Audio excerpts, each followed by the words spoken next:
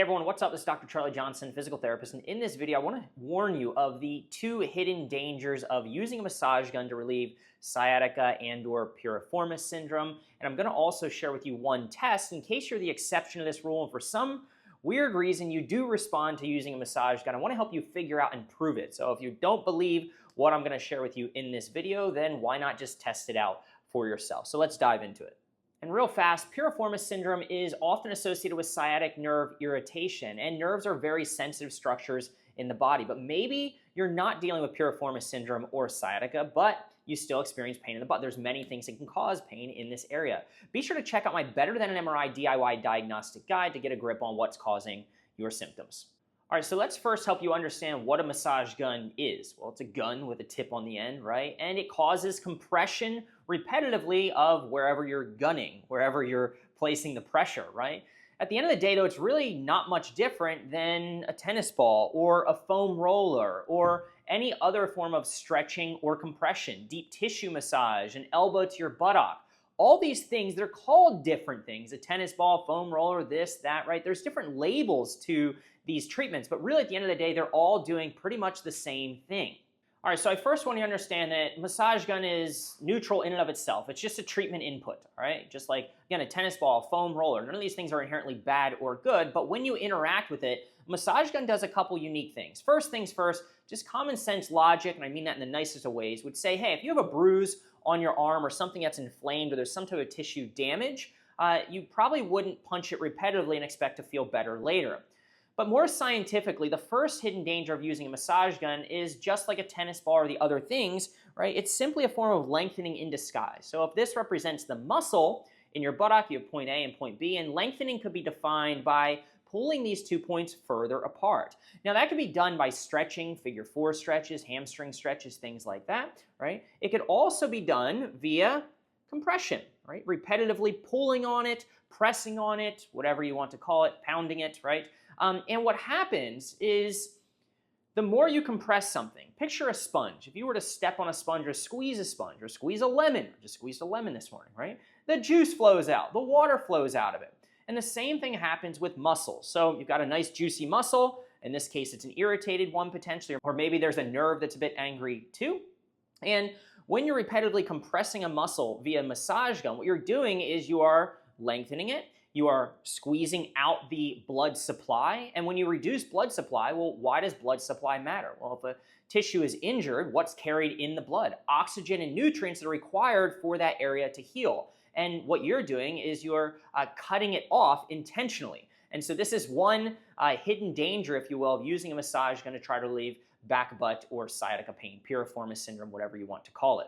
And so because of this first hidden danger, this is the reason why I do not generally recommend that people use massage guns, foam rollers, tennis balls, get deep tissue, or anything like that, specifically to the area of where they hurt.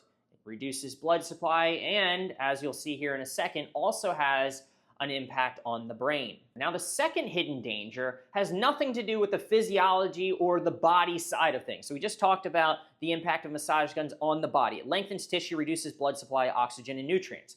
But the second hidden danger has everything to do with the other part of your pain experience. So pain is an experience created by both your brain and your body. In fact, the brain is sort of the CEO. So what happens is that if you're using a massage gun as a weapon to fight off your pain. So if you're being someone who's coming from a place of lack or scarcity of I've got to get this thing to go away, and you're doing things using a massage gun to fight off the symptoms or fend them off, then you're going to have more symptoms, psychologically at least, because you're reinforcing the danger signals associated with the symptoms that you're experiencing. So let me say that again. If you're using the massage gun as a weapon instead of a tool, a weapon to fight off your symptoms, then this reinforces that whatever you're fighting off needs to be fought off, right? That thing which you're trying to get rid of, the pain in your back, butt, or leg, is dangerous. That something's wrong with you. You're literally reinforcing the pain that you're experiencing, or the symptoms you're experiencing, with more focus, attention, hypervigilance, and fear, worry, concern as you're using a massage gun to get rid of your symptoms. And so most people don't consider the psychological impact of using a massage gun. They think, okay, well, I'm just gonna work out the knots in my butt and it feels really tight here, so I'm gonna loosen things up, right? That's the body side of the equation. But as far as the psychology side of things, the brain side of things, you can actually further groove neural pathways and train your brain to be focused on these symptoms, and again, start to increase the fight or flight reaction to your symptoms. And we actually want to do the opposite. We actually want to neutralize your reaction to symptoms so we can reduce the fight or flight response and start to lower the level of threat within your nervous system. All right, so those are the two hidden dangers of using a massage gun, but recognize that the best way to tell if it's going to work for you is actually just to test it. All right, so if you're not buying those two theories and you're like, hey, well, I believe it'll work for me, I have one, I bought one, I might as well use it, then let's prove if it's going to work for you. So here's how you can do it. This is sort of a bonus to figure out individually for you watching this video if a massage gun is something that you should do or something that's going to be valuable for you. So the first step is to test, all right? We need to objectify the pain that you're experiencing. Rather than trying to just treat Piriformis Syndrome or sciatica or whatever else might be causing the pain in your butt, let's try to find a way to kind of reveal how it shows up for you in the sense of certain movements that might be yucky or painful. So what I want you to first do is find a yucky motion. Now, this could be anything. This could be you taking a step up on a curb or going upstairs. This could be you squatting down, doing a lunge, jumping, standing on one leg. Even just walking would be fine. So you want to find something that's a bit yucky and kind of take a snapshot of what it feels like, all right? Now, if you don't have a specific motion that you clearly know makes you feel worse or recreate your butt or leg pain, then I'm going to show you just 3 possibilities here real quick. One common thing that bothers people with Piriformis Syndrome and sciatica is a figure 4 motion. So take your painful leg, heck, you could even take your non-painful leg, sometimes that hurts as well, and just get yourself in this position almost like you're trying to put on your shoes or your socks, put the ankle up on the leg. And you want to ask yourself, is that painful or is it not? Is it yucky or is it yummy? And if it's yucky, how yucky is it? Is it a low yucky? Is it a medium yucky? Is it a high yucky? So low yucky would be 10, 20, 30. A medium yucky would be 40, 50, 60. And a high yucky would be 70, 80, 90. So I'm going to ask you, when you do this, is this a yucky motion, yes or no? Yes. All right, and how yucky is it? Low, medium, or high? Medium. Okay, is it a 40, 50, or 60? The higher the number, the worse it is. 40. Okay, so it's a yucky motion. It's a medium yucky. It's a 40 out of 100 if we want to put a score to it. So now we've got a baseline to see if, in a moment, using the massage gun can improve this and make it less yucky. Immediately, by the way, you should see an immediate response with any given treatment. All right, now let's just say that wasn't yucky and you're still like, oh my gosh, I gotta find a yucky motion. This is part of the process that Charlie's trying to teach us. Another thing that's yucky is a leg raise. So you can straighten out your leg, you can lean back a little bit, raise it up. You can do your pain-free side or you can do your painful side. Now do any of these motions just gently and gingerly. You're not trying to push through symptoms, just to them to get an idea of either how far you can go and or how yucky they are. If the leg raise was fine and you still don't have a yucky motion, another common thing that increases pain in the butt and the leg is to stand up. And we call this like a rotation extension test. So let's just say you had pain on your right side, your right buttock. You could rotate your trunk to the right in standing and bend straight backwards.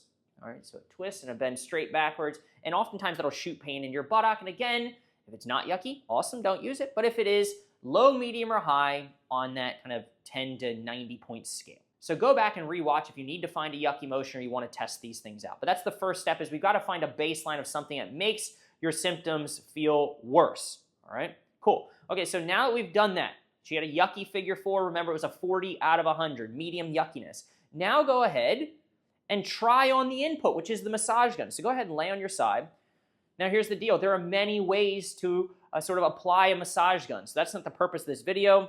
Oftentimes people do it on their side like this, and they'll kind of take their own hand, or they'll do it standing. Maybe you have a partner or a spouse or someone else who does it to you while you're laying on your belly. It doesn't really matter. Let's just say that this is the area of pain, and this is where you're applying the massage gun, right? Swallow that massage gun as a pill, if you will. Maybe do it for 3 30-second holds or for, a minute or two, right? At whatever you've been recommended or whatever you want to try, whatever you're wondering if it's something is going to help you might be. And now what I want you to do after you've done the massage gun treatment, you've tried on that input, is go ahead and retest whatever your yucky motion was and we want to see that it immediately gets better.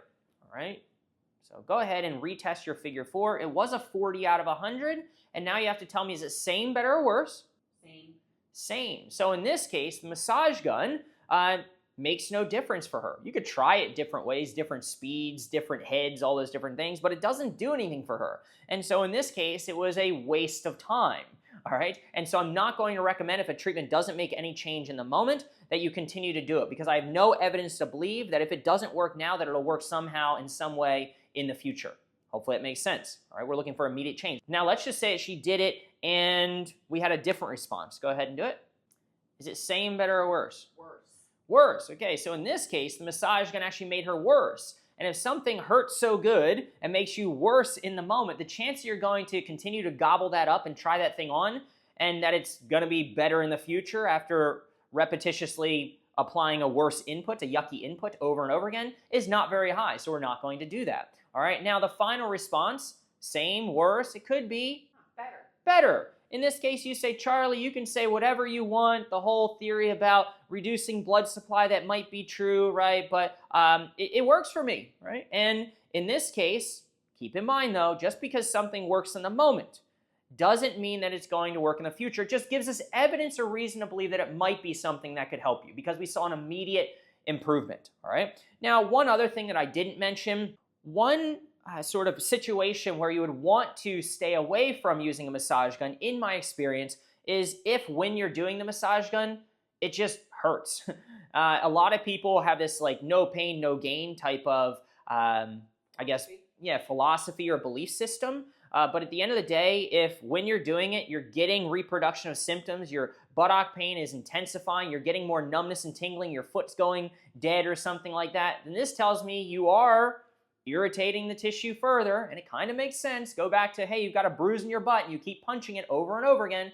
Probably don't want to do that. So the first rule of thumb is that it should feel safe, okay. I'm not going to say good, because most people say it hurts so good, but maybe it doesn't hurt, right? And maybe you're one of those rare people where it doesn't hurt at all and it feels yummy. So it should feel yummy, it should feel safe, it should feel good. And then immediately upon retesting, you should see that it improves your movement experience. It makes that yucky motion less yucky. All right, so hopefully that was helpful. I just wanted to share the hidden dangers of using a massage gun, because again, I see so many people that try this thing on and it just makes them worse. And then I have to undo all that worseness, all right, by telling them not to do those things, not to continually lengthen or compress an area that's angry, even though maybe the media or some mass marketing message has led you to believe that, hey, these things are actually good for you. So keep in mind too that most of the knots and the tightness that you feel in your butt is actually a result of a sensitized central nervous system due to nerve irritation, not due to tightness in the area where you're experiencing it. So you might feel a pain in your butt, but it may actually be due to an issue in your back that is causing referred pain